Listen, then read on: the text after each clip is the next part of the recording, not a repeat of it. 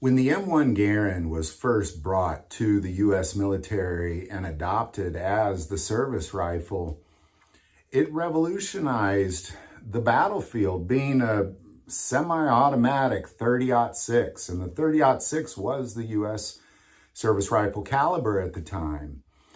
General Patton referred to the M1 Garand as the greatest battle implement ever devised. And now what we're seeing is, of course, this rifle is highly collected, rightfully so. Just a fantastic rifle. And production continued, heavy production throughout World War II, but it was around the Korean War that most of the M1 Garands were being made in the New England area, somewhere around there, by Springfield mostly. But because of the atomic threat of the Cold War at the time, or the entering into the Cold War, they decided to also make them by international harvesters in Indiana, just to have another place making small arms.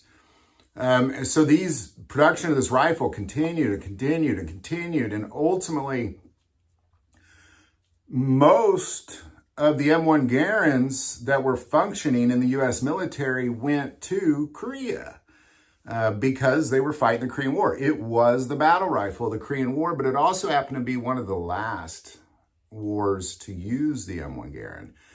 You know, when Vietnam started, there were some M1 Garands on the battlefield, but once they met up with that AK-47, you had to go to something different at that point.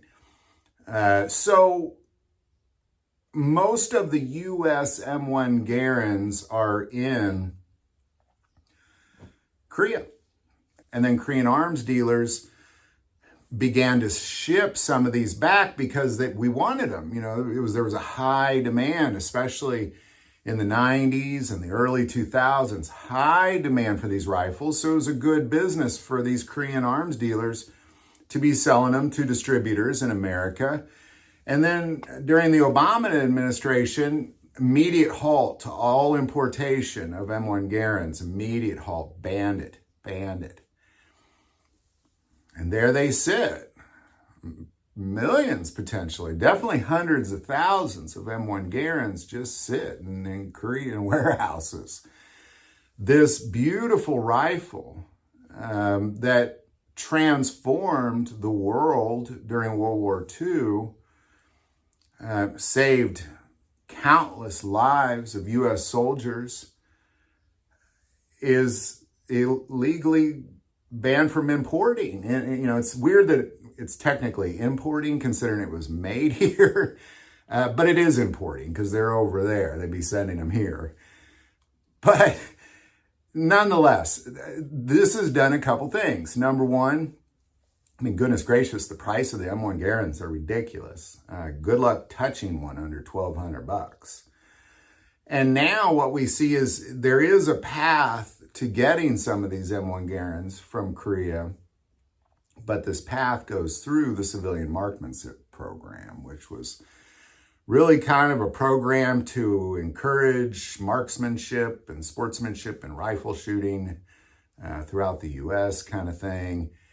And somehow they worked out a deal with the government that if you go through their program, you have to be like affiliated with their group somehow. You have to then prove that you've gone through some sort of firearms training. And then after you've gone through this lengthy application process and you've waited and you've paid all your things you got to pay for, eventually your rifle shows up. Now, I've bought a lot of guns. I never even heard of such a thing. Like, this is weird. Like, I don't even want to say it's nonsense. It's just weird. Like, nonsense would be, you know, just people who know what they're doing causing nonsense. This is just weird. I mean, do you know of another gun in the world that you have to buy this way? I mean, no, me neither. You know, just let that sink in for a second. You know, I can go out and I can buy as many ARs as I want. I can buy as many AKs as I want, which clearly will, you can't battle against an AK or an AR with an M1 Garand. It just isn't realistic. But yet I can go out and buy as many of those as I want. Most of the AKs being imported, from other countries.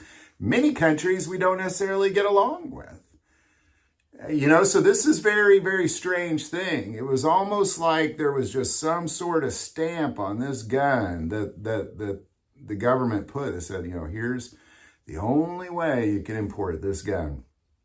Very strange concept, very weird, but there it is. I was able to shoot one of these M1 Garands from this civilian marksmanship program because a friend of mine bought one through that process, went through the process and got one. I think at the time, he said he paid about $900 for it. But that's the problem, if we could just import the hundreds of thousands of M1 Garands that are in Korea. Because you think about it, everything that was produced during World War II, everything that was produced between World War II, Korea, everything that was produced during Korea, even those International Harvesters ones, all of them just, they're over there. And we can't get them here.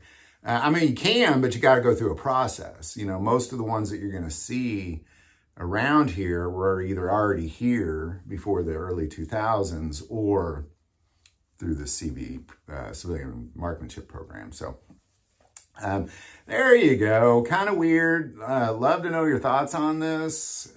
Feels strange that it still continues.